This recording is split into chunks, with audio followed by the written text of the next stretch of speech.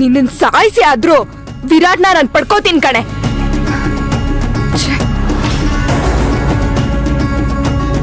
S, Apeksha.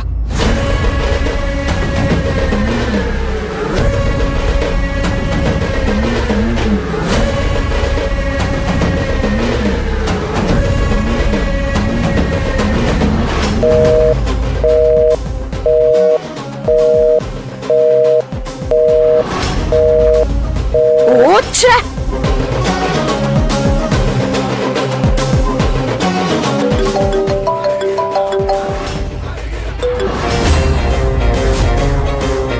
ಭೈರವಿನ ಮುಗಿಸ್ಬೇಕು. ಆ ಭೈರವಿನ ಮುಗಿಸ್ಬೇಕು. ನಾಳೆನೆ ನಿಮ್ಮನೆಗ್ ಬರ್ತಾ ಇದ್ದೀನಿ.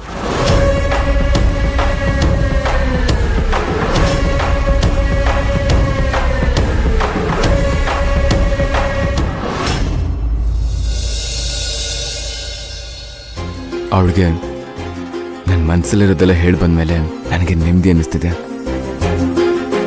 ಒಳ್ಳೆ ಕೆಲಸ ಮಾಡಿದೆ. ಈ ವಯಸ್ಸಲ್ಲಿ ಈ ಥರ ಅಟ್ರಾಕ್ಷನ್ ಎಲ್ಲ ಇರುತ್ತೆ. ಜೊತೆಗೆ ನನ್ನ ಗಂಡನ ಥರ ಇರೋರನ್ನ ನೋಡಿದ್ರೆ ಯಾರಿಗೆ ತಾನೇ ಅಟ್ರಾಕ್ಷನ್ ಆಗಲ್ಲ ಹೇಳು? ಏನು ಕಿಂಡಲ್ ಮಾಡ್ತಿದ್ಯಾ?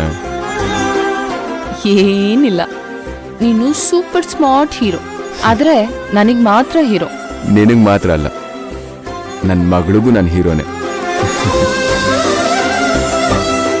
I love you Bhavani. I love you too Atharva. ಆದ್ರೆ ಮಗಳು ಬಂದ್ಲು ಅಂತ ನನ್ನ ಮೇಲೆ ಪ್ರೀತಿ ಎಲ್ಲ ಕಡಿಮೆ ಆಗೋ ಹಾಗಿಲ್ಲ. ಸಾಧ್ಯನೇ ಇಲ್ಲ ಮಿಸ್ ಯೂನಿವರ್ಸ್. ಅದು ಅಲ್ಲದೆ ಇಂಥ ಮುದ್ದು ಮಿಸ್ ಯೂನಿವರ್ಸ್ನ ನನಗೆ ಗಿಫ್ಟ್ ಕೊಟ್ಟಿದ್ಯಾ ಅಂದಮೇಲೆ ನನಗೆ ನಿನ್ನ ಮೇಲೆ ಪ್ರೀತಿ ಜಾಸ್ತಿನೇ ಆಗಿರುತ್ತೆ. ಹಾ, ನಾಳೆ ವರ್ಷ ತೊಡಕು. ಹೊಸ ವರ್ಷದಲ್ಲಿ ಹೊಸ ಕೆಲಸಗಳನ್ನ ಶುರು ಮಾಡೋ ದಿನ. ನಾಳೆ ಶುರು ಮಾಡೋ ಕೆಲಸಗಳು ಯಾವುದೇ ಅಡೆತಡೆಗಳಿಲ್ದೆ ನಡೆಯುತ್ತೆ ಅನ್ನೋ ನಂಬಿಕೆ ಇದೆ. ಸಿಂಧು ಹೇಳ್ದಾಗೆ ಅಪೇಕ್ಷಾ ಒಳ್ಳೆ ಮನಸ್ಸಿಂದ ಬಿಸ್ನೆಸ್ ಶುರು ಮಾಡಿದ್ರೆ ನೀವು ಅವಳ ಜೊತೆ ಸೇರ್ಕೊಂಡು ಹೊಸ ಪ್ರಾಜೆಕ್ಟ್ ಶುರು ಮಾಡಿ. ಅವ್ರು ಸರಿ ಹೋದ್ರೆ ಓಕೆ, ಇಲ್ಲ ನಾನೇ ಅಮ್ಮನ ಹತ್ರ ಮಾತಾಡಿ ಒಂದು ಹೊಸ ಬಿಸ್ನೆಸ್ ಶುರು ಮಾಡ್ತೀನಿ. ಈ ನಿನ್ನ ಹೊಸ ನಿರ್ಧಾರಕ್ಕೆ ನನ್ನ ಸಂಪೂರ್ಣ ಬೆಂಬಲ ಇದೆ.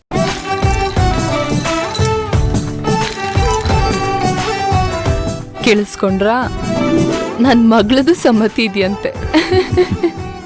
ಹೌದೇನಾ? ಹೌದಾ?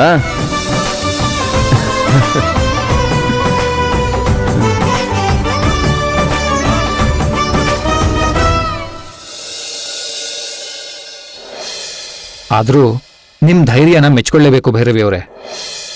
ಯಾಕೆ? ನನ್ ಮಾಮ್ ರೂಮ್ಗೆ ಹೋಗಿ ಡಾಕ್ಯುಮೆಂಟ್ಸ್ ತಗೊಂಡ್ ಬಂದ್ರಲ್ಲ, ಅದಕ್ಕೆ. ಗೊತ್ತಿಲ್ಲ, ಆಗ ನನಗೆ ನಮ್ಮಮ್ಮನ ಸಾವಿಗೆ ಕಾರಣ ಯಾರು ಅಂತ ತಿಳ್ಕೊಳ್ಳೋ ಆತರದಲ್ಲಿ ಅದ್ಯಾವುದೂ ಗೊತ್ತಾಗ್ಲಿಲ್ಲ. ಆದ್ರೂ ಇವತ್ ಮಾಮ್ ಈ ವಿಷಯದ ಬಗ್ಗೆ ಮಾತಾಡದೇ ಇರೋದನ್ನ ನೋಡಿ ನಂಗೆ ತುಂಬಾ ಆಶ್ಚರ್ಯ ಆಯ್ತು.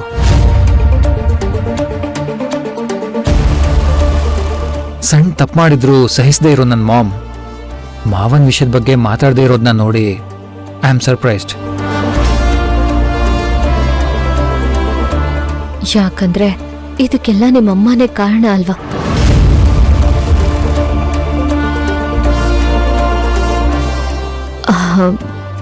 ಎಷ್ಟೇ ಆದ್ರೂ ತಮ್ಮ, ಅದಕ್ಕೂ ಮೀರಿ ಅಜ್ಜಿಗೆ ಮಗನ ಮೇಲಿರೋ ಪ್ರೀತಿ ಅವರನ್ನ ಸುಮ್ಮನೆ ಮಾಡಿರುತ್ತೆ ಅಷ್ಟೆ. ನಿಜ.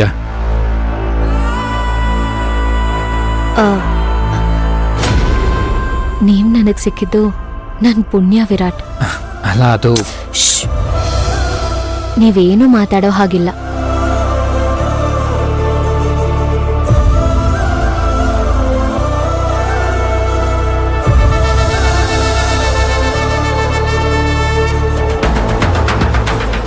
ಇಡೀ ಪ್ರಪಂಚನೇ ನಿಮ್ ವಿರುದ್ಧನೇ ನಿಂತರು ಈ ವಿರಾಟ್ ಯಾವತ್ತೂ ನಿಮ್ ನೆರಳಾಗಿ ನಿಮ್ ಜೊತೆನೇ ಇರ್ತಾನೆ. ನಿಮ್ಮಂತ ಒಳ್ಳೆ ಮನ್ಸಿಗೆ ನಾನ್ ಮೋಸ ಮಾಡ್ತಿದ್ದೀನಲ್ಲ ವಿರಾಟ್.